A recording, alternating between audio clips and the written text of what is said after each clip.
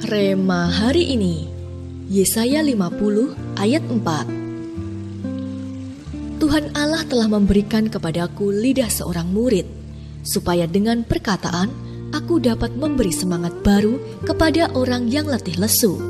Setiap pagi ia mempertajam pendengaranku untuk mendengar seperti seorang murid.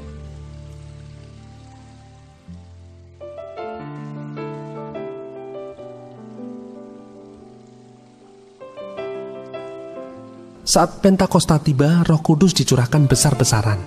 Murid-murid yang awalnya ada dalam tekanan dan seolah-olah tidak mampu berbuat apa-apa setelah Yesus naik ke surga, tiba-tiba berubah.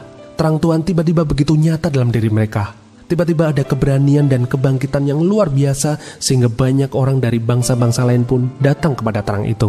Dalam Kisah pasal 2 ayat 8-11. Ya, ada pembalikan keadaan, ada roh yang mengalami breakthrough, ada kebangkitan dan yang terutama ada pertobatan jiwa besar-besaran terjadi. Namun, apakah terobosan itu datang begitu saja? Tentu tidak. Setelah Yesus naik ke surga, mereka sepakat untuk berkumpul dan berdoa menanti-nantikan janji Tuhan. Tentu itu bukan hal yang mudah, karena di luar sana ada banyak orang yang mencela, bahkan mengintimidasi mereka. Jelas, iblis pun turut campur supaya mereka gagal mengamalkan penggenapan janji Tuhan. Buktinya, dari 500 orang lebih yang dijumpai Yesus setelah kebangkitannya dalam 1 Korintus pasal 15 ayat 6, hanya 120 orang saja yang mau taat dengan instruksi Tuhan untuk tidak kemana-mana sampai janji itu digenapi. Ketika Roh Kudus benar-benar dicurahkan, hanya merekalah yang bisa mengalami dan menerima penggenapan janji Bapa. Begitu jugalah yang akan terjadi dalam hidup kita jika kita mau membayar harganya. Harus ada hati yang haus dan lapar akan Tuhan. Harus ada hati yang memiliki kerinduan untuk setia membangun mesbah Pondok Daud baginya.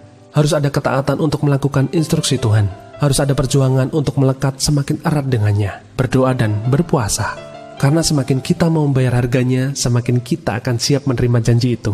Dan kita bisa melakukan perkara-perkara besar serta mengalami mujizat tak masuk akal bersama Tuhan. Sehingga dengan pengurapannya, kita bisa menjalankan mandat untuk membebaskan bangsa kita. Apakah yang sudah Anda lakukan selama ini untuk membangun kedekatan dengan Tuhan? Hal apakah yang belum Anda lakukan atau Anda bisa tingkatkan lebih lagi supaya roh Anda semakin mendekat dengan Tuhan? Kendala apa yang Anda miliki untuk mengupgrade usaha Anda itu dan bagaimana Anda mengatasinya? Tuliskan komitmen Anda.